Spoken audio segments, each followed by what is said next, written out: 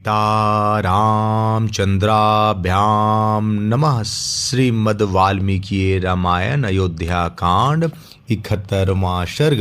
रथ और सेना सहित भरत की यात्रा। विभिन्न स्थानों को पार करके उनका उजिहाना नगरी के उद्यान में पहुंचना और सेना को धीरे धीरे आने की आज्ञा दे स्वयं रथ द्वारा तीव्र वेग से आगे बढ़ते हुए शालवन को पार करके अयोध्या के निकट जाना। वहां से अयोध्या की दुर्व्यवस्था देखते हुए आगे बढ़ना और सारथी से अपना दुखपूर्ण उद्गार प्रकट करते हुए राजभवन में प्रवेश करना। राजगृह से निकलकर पराक्रमी भरत पूर्व दिशा की ओर चले। उन तेजस्वी राजकुमार ने मार्ग में सुदामा नदी का दर्शन करके उसे पार किया। तत्पश्चात इक्ष्वाकु नंदन श्रीमान भरत ने, जिसका पाट दूर तक फैला हुआ था, उस हादनी नदी को लांघ कर पश्चिमाभिमुख बहने वाली शत्रु नदी सतलज को पार किया। वहां से एलधान नामक गांव में जाकर वहां बहने वाली नदी को पार किया। तत्पश्चात वे अपर पर्वत नामक जनपद में गए। वहां शीला नाम की नदी बहती थी, जो अपने भीतर पड़ी हुई वस्तु को शीला स्वरूप बना देती थी।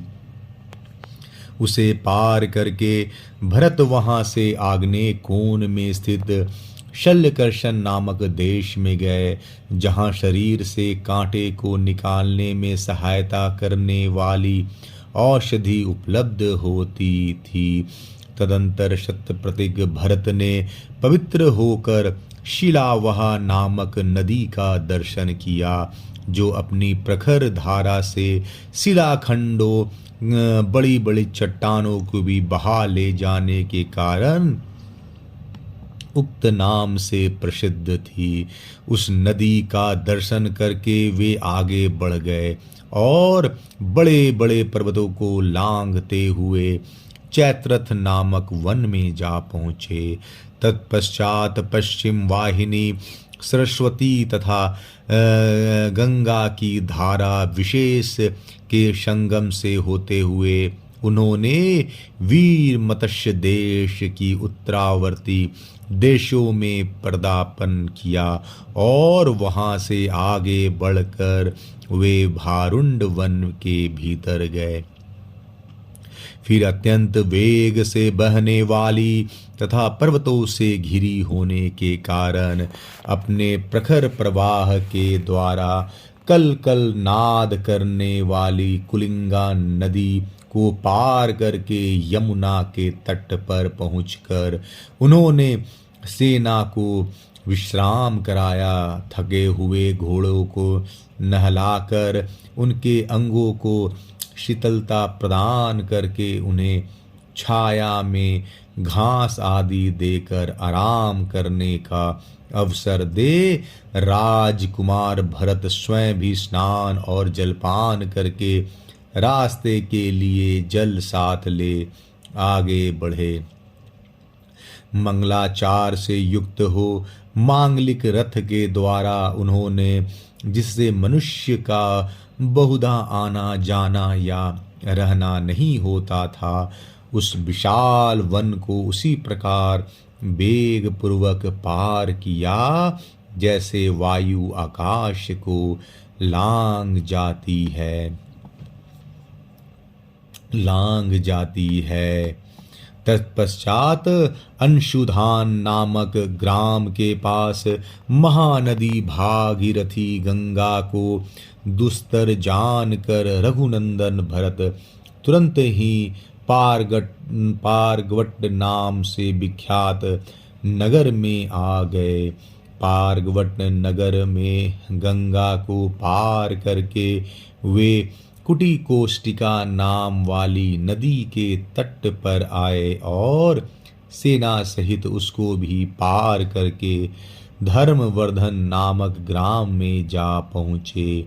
वहाँ से तोरण ग्राम के दक्षिणार्ध भाग में होते हुए जम्बू प्रस्थ में गए। तदंतर दशरथ कुमार भरत एक रमणीय ग्राम में गए जो वरुथन के नाम से विख्यात था। वहाँ एक रमणीय वन में निवास करके वे प्रातः काल पूर्व दिशा की ओर गए। जाते जाते उजिहाना नगरी के उद्यान में पहुँच गए, जहाँ कदम नाम वाले वृक्षों की बहुतायत थी। उन कदम्बों के उद्यान में पहुंचकर अपने रथ में शीघ्रगामी घोड़ों को जोत कर सेना को धीरे धीरे आने की आज्ञा दे। भरत तीव्र गति से चल दिए।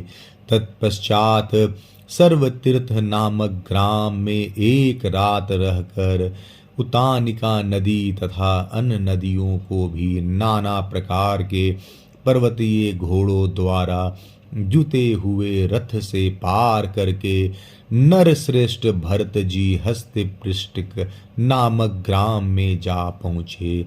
वहाँ से आगे जाने पर उन्होंने कुटिका नदी पार की। फिर लौहत्य नामक ग्राम में पहुंचकर कपीवती नामक नदी को पार किया।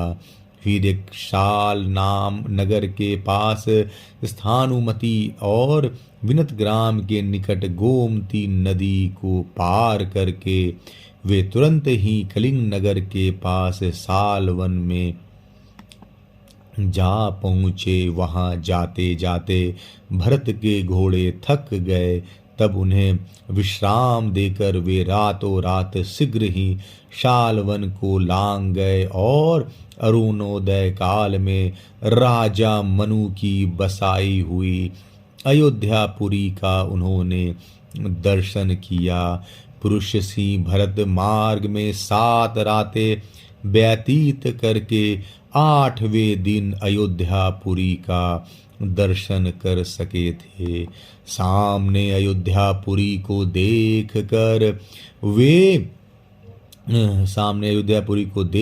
वे अपने सारथी से इस प्रकार बोले, सूत, पवित्र उद्यानों से सुशोभित यह यशस्विनी नगर आज मुझे अधिक प्रसन्न नहीं दिखाई देती है।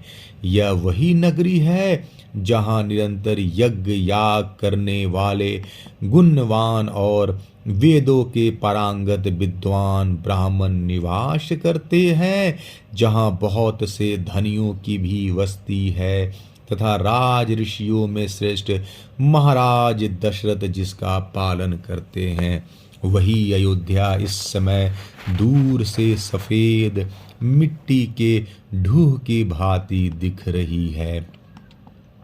पहले अयोध्या में चारों ओर नर नारियों का महान तुमुलनाद सुनाई पड़ता था, परंतु आज मैं उसे नहीं सुन रहा हूँ। सायंकाल के समय लोग उद्यानों में प्रवेश करके वहाँ क्रीड़ा करते और उस क्रीड़ा से नृत्य होकर सब ओर से अपने घरों की ओर दौड़ते थे। अतः उस समय इन उद्यानों की अपूर्व शोभा होती थी, परंतु आज ये मुझे कुछ और ही प्रकार के दिखाई देते हैं। वे ही उद्यान आज कामी जनों से परित्यक्त होकर रोते हुए से प्रतीत होते हैं। सारथे, यह पूरी मुझे जंगल सी जान पड़ती है। अब यहाँ पहले की भांति घोड़ों, हाथियों तथा दूसरी सवारियों से आते जाते हुए श्रेष्ठ मनुष्य नहीं दिखाई दे रहे हैं। जो उद्यान पहले मदमत एवं आनंद मग्न भ्रमरों, कोकिलों और नर नारियों से भरे प्रतीत होते थे, तथा लोगों के प्रेम मिलन के लिए अत्यंत गुणकारी अनुकूल सुविधाओं से संपन्न थे, उन्हीं को आज मैं सर्वथा आनंद शून्य देख रहा हूँ। वहाँ मार्ग पर वृक्षों के जो पत्ते गिर रहे हैं, उनके द्वारा मानो वृक्ष करुण क्रंदन कर रहे हैं और उनसे उपलक्षित होने के कारण वे उद्यान आनंदहीन प्रतीत होते हैं। राग युक्त मधुर कलरव करने वाले मत वाले मृगों और पक्षियों का तुमुल शब्द अभी तक सुनाई नहीं पड़ रहा है। चंदन और अगरू की सुगंध से मिश्रित तथा धूप की मनोहर गंध से व्याप्त निर्मल मनोरम समीर आज पहले की भांति क्यों नहीं प्रभावित हो रहा है। वादन दंड द्वारा बजाई जाने वाली भेरी, मृदंग और वीणा का जो आघात जनित शब्द होता है, वह पहले अयोध्या में सदा होता रहता था, कभी उसकी गति अवरुद्ध नहीं होती थी, परंतु आज वह शब्द ना जाने क्यों बंद हो गया है। मुझे अनेक प्रकार के अनिष्टकारी, क्रूर और अशुभ सूचक अपशकुन दिखाई दे रहे हैं, जिससे मेरा मन खिन्न हो रहा है।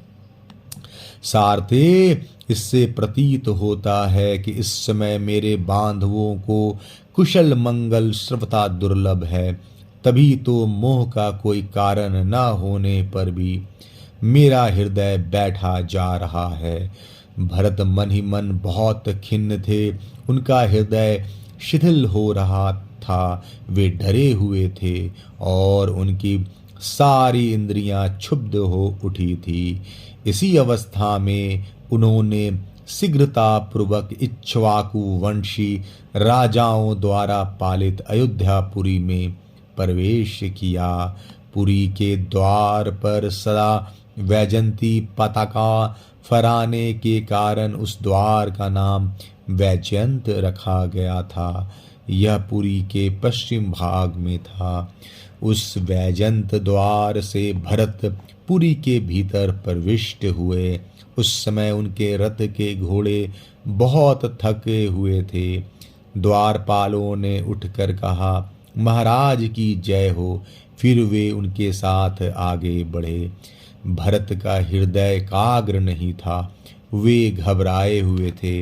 अतः उन रघुकुल नंदन भरत ने साथ आए हुए द्वारपालों को सत्कार पूर्वक लौटा दिया और कैकेयी राज अश्वपति के थके मांदे सारथी से वहां इस प्रकार कहा, निष्पाप सूत, मैं बिना कारण ही इतनी उतावली के साथ क्यों बुलाया गया?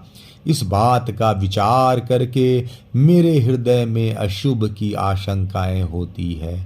मेरा दीनता रहित स्वभाव भी अपनी स्थिति से भ्रष्ट सा हो रहा है। सारथे, अब से पहले मैंने राजाओं के विनाश के जैसे जैसे लक्षण सुन रखे हैं, उन सभी लक्षणों को आज मैं यहाँ देख रहा हूँ। मैं देखता हूँ गृहस्थों के घरों में झाड़ू नहीं लगी है, वे रुखे और श्रीहीन दिखाई देते हैं। इनकी किवाड़े खुली है। इन घरों में बलि वैश्य देव कर्म नहीं हो रहे हैं। ये धूप की सुगंध से वंचित हैं। इनमें रहने वाले कुटुंबी जनों को भोजन नहीं प्राप्त हुआ है तथा ये सारे गृह प्रभासीन उदास दिखाई देते हैं। जान पड़ता है इनमें लक्ष्मी का निवास नहीं है। देव मंदिर फूलों से सजे हुए नहीं दिखाई देते। इनके आंगन झाड़े बुहाड़े नहीं गए हैं। ये मनुष्यों से सुने हो रहे हैं। अतएव इनकी पहले जैसी शोभा नहीं हो रही है। देव प्रतिमाओं की पूजा बंद हो गई है। यज्ञशालाओं में यज्ञ नहीं हो रहे हैं। फल फूलों और मालाओं के बाजार में आज बिकने की कोई वस्तुएं नहीं शोभित हो रही है। यहाँ पहले के समान बनिए भी आज नहीं दिखाई देते हैं। चिंता से उनका हृदय उद्विग्न जान पड़ता है और अपना व्यापार नष्ट हो जाने के कारण वे संकुचित हो रहे हैं। देवालयों तथा चैत्य देव वृक्षों पर जिनका निवास है वे पशु पक्षी दीन दिखाई दे रहे हैं। मैं देखता हूँ नगर के सभी स्त्री पुरुषों का मुख मलिन है, उनकी आंखों से में आंसू भरे हैं और वे सब के सब दीन, चिंतित, दुर्बल तथा उत्कंठित है। सारथी से ऐसा कहकर अयोध्या में होने वाले उन अनिष्ट सूचक चिन्हों को देखते हुए भरत मन ही मन दुखी हो राजमहल में गए। जो अयोध्यापुरी कभी देवराज इंद्र की नगरी के समान शोभा पाती थी, उसी के चौराहे, घर और सड़कें आज सूनी दिखाई देती थी तथा दरवाजों की किवाड़ें धूली धूसर हो रही थी। उसकी ऐसी दुर्दशा देख भरत पूर्णतः दुख में निमग्न हो गए। उस नगरी में जो पहले कभी नहीं हुई थी, ऐसी अप्रिय बातों को देखकर महात्मा भरत ने अपना मस्तक नीचे को झुका लिया। उनका हर्ष छिन गया और उन्होंने दीन हृदय से पिता के भवन में प्रवेश किया। अयोध्या कांड 71वां सर्ग समाप्त। जय श्री राम।